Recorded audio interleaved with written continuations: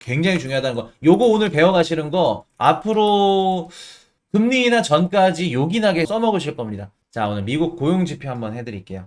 자, 미국 고용지표의 진실 27만 2천 명 증가 예상치 대폭 상회. 일단은 저번 주 금요일 날 미국의 고용지표가 높게 나왔죠. 월가 예상 건수가 한 19만 건 그렇게 예상을 했는데 27만 2천 명이 나왔습니다. 그래서 야, 고용이 아직까지 이렇게 좋으면 금리 인하가 아직 멀었겠네, 못하겠네 라는 게 시장의 분위기가 퍼졌고 미국 증시 포함 비트코인 시장이 빠졌죠. 그럼 보겠습니다. 이번에 신규 일자리 수가 좀 크게 증가를 했어요.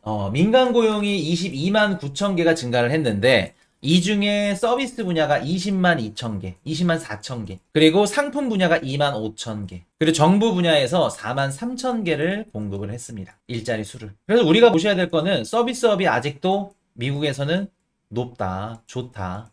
20만 4천 건이나 늘었구나, 민간 고용이. 그리고 여기다가 또 뭐까지 올랐냐면 임금 상승률, 시간당 임금 상승률까지 또 올라가면서 4월 달에 0.2%였는데 이번에 0.4% 올라갔습니다. 거의 2배 가까이 올라갔죠. 요게 또 이제 왜 올라갔냐면은 캘리포니아에서 또 최저임금이 올랐다 그래요. 그 부분이 반영이 되면서 거의 한 저번 달 대비 한 2배 가까이 높게 나왔다. 요렇게 나왔는데 이상하다. 민간 고용이 22만 9천 개가 늘었는데 가계 고용이 40만 8천 개가 감소를 했습니다. 이상하지 않나요? 똑같은 5월달 비농업 부문 고용이 발표가 됐는데 어디에서는 민간 고용이 22만 9천 개가 늘었고 가계 쪽 고용에서는 40만 8천 개가 감소를 했어. 이거 어디를 보고 어디가 맞다고 생각을 해야 돼? 앞으로 미국의 고용 지표가 우리 코인 시장이나 미국 증시에 굉장히 중요한 역할을 할 것이기 때문에 왜? 요게 높게 나오고 낮게 나옴에 따라서 금리 인하를 언제 하는지 요거를 우리가 유출할 수 있죠. 그렇기 때문에 앞으로 미국의 고용지표가 굉장히 중요하다. 그러면 우리가 미국의 고용지표가 어떤 식으로 집계가 되고 어떤 식으로 분석하고 어떤 식으로 발표가 되는지 조금 더 상세하게 알면 미리 예측을 하던가 대응을 할 수 있겠죠. 그래서 오늘 제가 말씀드릴 건 미국 고용지표 집계 방식을 말씀을 드릴 겁니다. 어떤 식으로 집계가 되는지, 이번에 왜 높게 나올 수밖에 없었는지를. 이해되셨죠? 굉장히 중요하다는 거. 요거 오늘 배워가시는 거 앞으로 금리 인하 전까지 요긴하게 써먹으실 겁니다. 뭐 코인 방송 하시는 분들, 경제 방송 하시는 분들도 요거 배워보시면 진짜 좋아요. 분석하시는데. 자, 이제 가겠습니다. 우리가 신규 일자리 수를 측정하는데 신규 일자리 수 그리고 임금 상승률 요 두 가지를 어디에서 조사를 하냐면 기업 조사를 통해 산출합니다. 기업 조사. 우리가 조사가 기업 조사와 가계 조사 요 두 가지로 나뉘는데 신규 일자리 수랑 임금 상승률은 어디서 한다? 기업 조사에서 한다. 자, 그럼 볼게요. 가계 조사에서는 뭐를 한다? 우리가 알고 있는 실업률. 이번에 실업률 월가 예상치가 3.9인데 4%로 나왔습니다. 실업률이 0.1 올랐다는 건 시장에서는 좋게 받아들인 거예요. 원래 고용지표가 이렇게 높은데도 시장 하락률이 적었죠. 방어를 잘했어요. 그 이유 중에 하나가 뭐냐면 실업률이 그나마 0.1 올랐어. 야, 실업률이 0.1 소폭 올랐으니까 금리 인하가 앞으로 빨리 나오겠다. 시장이 이렇게 받아들였기 때문에 크게 하락이 없었던 겁니다. 큰 조정이 없었던 거예요. 자, 그럼 보시면 실업률은 가계조사에서 집계를 합니다. 그리고 우리가 알고 있는 신규 일자리 임금 상승률은 기업조사에서 집계를 한다. 자, 그럼 포인트 이슈야. 기업조사랑 가계조사 뭔 차이점이 있냐? 기업조사에서 그 일자리 수를 어떤 거를 기준점으로 잡냐면 일자리로 잡습니다. 자, 지금 미국의 그 고용시장에, 고용시장이 좋게 나오는데, 고용의 질은 좋다, 안 좋다? 미국의 고용시장이? 제가 이런 말씀 드렸었죠. 미국 고용의 질은 좋지 않다. 정규직이라던가 화이트 칼라, 사무직, 이런 분들은 해고율이 굉장히 높아. 근데 투잡, 쓰리잡, 막 음식점에도 일했다가 청소 일도 했다가, 택배 상하차도 했다가, 투잡, 쓰리잡, 또 그리고 또 택시가 잡는 거 뭐죠? 우버? 우버 기사도 했다가, 그러니까 한 명이 4개, 막 5개 직업을 갖고 있는 거야. 파트타임으로. 고용의 질은 안 좋다. 정규직은 해고율이 굉장히 높은데 고용 지표가 좋게 나올 수밖에 없는 이유는 뭐다? 투잡, 쓰리잡, 포잡이 굉장히 늘어나고 있다. 자, 그럼 볼게요. 기업조사에서는 일자리 숫자로 측정한다고 말씀드렸죠. 그러면 내 한 명이 3개의 직업을 갖고 있어. 그러면 어떻게 된다?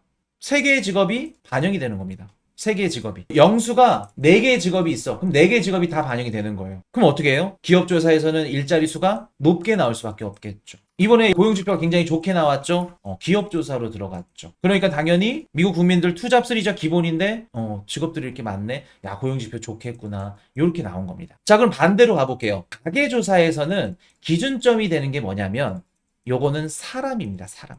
근로자. 내가 아무리 직업이 2개, 3개여도요. 한 명으로 치는 거예요. 가계조사는. 기업조사는 아니에요. 직업 숫자로 치는 거예요. 일자리로. 요 차이가 있습니다. 그러면 볼게요. 자, 가계조사로 신규 일자리 수를 측정했어요. 그랬더니 이번에 얼마가 나왔죠? 40만 8천 개가 감소했습니다. 그럼 무슨 뜻이에요? 가직종을 가진 이런 근로자들, 요 통계는 반영이 안 되기 때문에 당연히 가계조사에서는 낮게 나올 수밖에 없겠구나. 그리고 기업조사에서는 어떻다? 높게 나올 수밖에 없겠구나. 왜? 다직종이 많으니까. 이제 이해되셨나요? 이번에 비농업부문 고용이 27만 2천 명 높게 나왔고 반면에 가계 고용은 40만 8천 개가 감소했어. 그럼 뭐 때문에 이렇게 차이가 난다? 집계 방식에서. 기업조사는 기준점을 뭘로 잡는다? 일자리로 잡는 반면에 가계조사는 사람으로 잡는다. 그래서 이렇게 통계적으로 조금 차이가 있을 수 있다. 그렇게 보시면 될 것 같고, 물론 요런 요런 것들도 있어요. 가계조사에서는 기업조사에서 좀 달리 뭐 무급이라던가 뭐 휴직자라던가 농업 분야 종사자라던가 이런 것들이 포함이 돼요. 대신. 근데 기업조사에서는 그게 포함이 안 됩니다. 그럼에도 기업조사가 이렇게 높게 나왔다는 거는 지금 미국의 근로자들은 어떻다는 거예요? 대다수가? 미국의 근로자들이 어떻다? 기본이 투잡, 쓰리잡을 갖고 있다. 자, 그럼 볼게요. 미국 국민들이 투잡, 쓰리잡 이렇게 다업종 직업을 갖는 이유가 뭘까? 투잡, 쓰리잡을 갖는 이유가 뭘까? 그럼 보겠습니다. 지금 이렇게 보시면은 미국은 어떻다? 고물가, 고금리, 인플레. 그렇죠. 내가 집 앞에 있는 패스트푸드 뭐 버거킹에 가가지고 햄버거를 먹고 싶어. 햄버거를 먹으러 가는데 햄버거 가격이 막 비싸. 그럼 어떻게 해야 돼요? 기존에는 물가가 싸서 그냥 버거킹 햄버거 가격이 비싸. 그러면 어떻게 될까? 미국 국민들 입장에서 물가가 계속 올라가는데 한 개의 직업으로 버틸 수 있을까? 못 버팁니다. 거기다 금리까지 높아. 렌트비도 비싸네. 자동차 대출이자도 높아. 그럼 계속해서 투잡, 쓰리잡, 포잡까지도 잠잘 거 줄여가면서 뛰어야 돼. 그러면 지금 미국의 다직종 근로자가 많다는 건 미국 실질 경제, 실물 경제가 어떻다? 힘들다. 금리가 높고 인플레이션이 높고 먹고 살기 힘들다. 그 뜻이겠죠. 미국의 물가가 너무 높다. 실물 경제가 너무 퍽퍽하다. 그 뜻일 수도 있겠죠, 우리가. 그래서 이번에 보시면은 가계조사의 좀 그 상세 데이터 중에 풀타임 고용자가 62만 5천 명이야. 62만 5천 명이 감소를 했습니다. 풀타임 고용자. 반면에 시간제 고용자는 28만 6천 명이나 증가했어. 그 뜻은 뭔 뜻이다?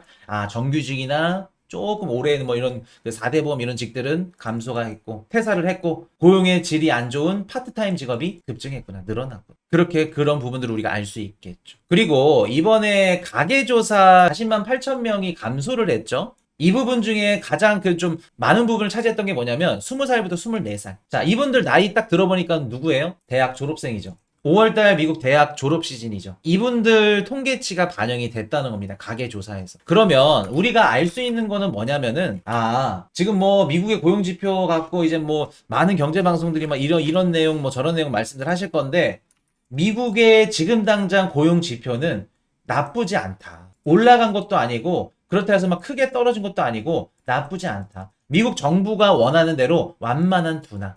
그대로 가고 있다. 그렇게 해석을 하시면 될 것 같아요. 이번에 막 높게 나왔다 그래서 막 금리 인하가 미뤄지나 늘어지나 그렇게 우리가 해석을 해야 될 게 아니라 고용지표가 코인이슈 저놈이 말한 대로 집계 방식에 따라서 조금 다를 수 있겠구나.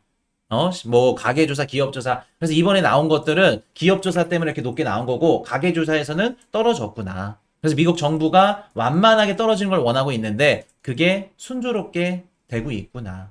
그렇게 우리가 분석하시면 될 것 같아요.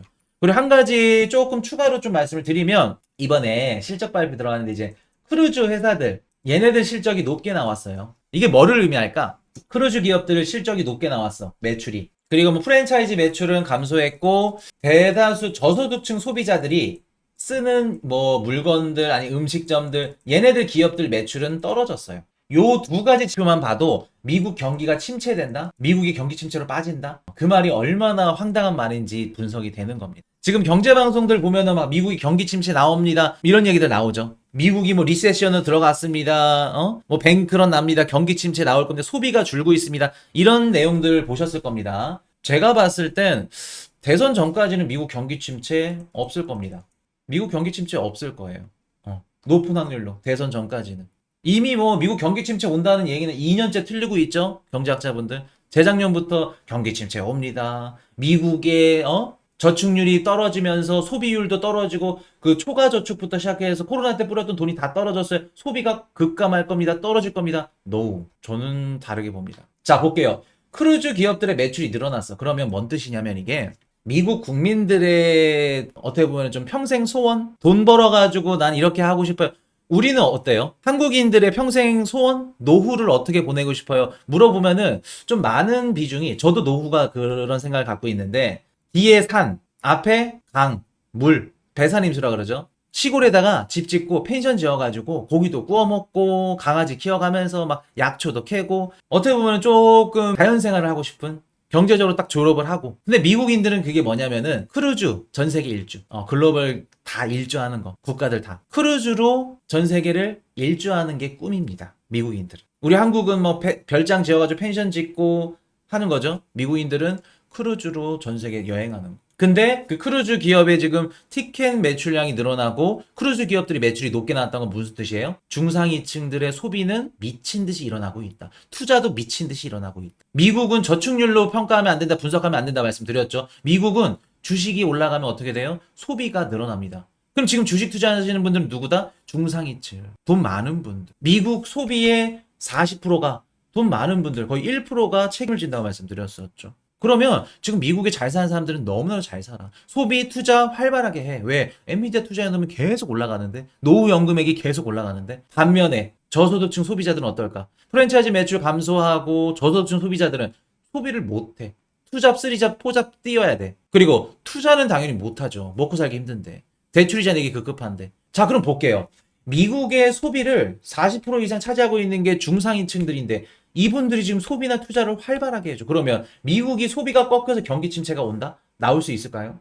그 말이 맞을 수 있을까? 지금 이미 이렇게 소비를 잘하고 있는데. 크루즈 기업들 매출 높게 나왔어? 아, 미국의 중상위층 먹고 잘 사는 분들, 소비하시는 분들, 미국 주식을 살 수 있는 분들 돈을 뒤집어지게 벌고 있구나. 하위층들은 찢어지게 가난하고 힘들겠지만 상위권들은 어떻다? 중상위층들은 잘 살고 있구나. 이분들이 미국의 소비 최소한 미국 대선 전까지는 떠받들고 가겠구나. 그렇게 분석을 하는 게 맞겠죠.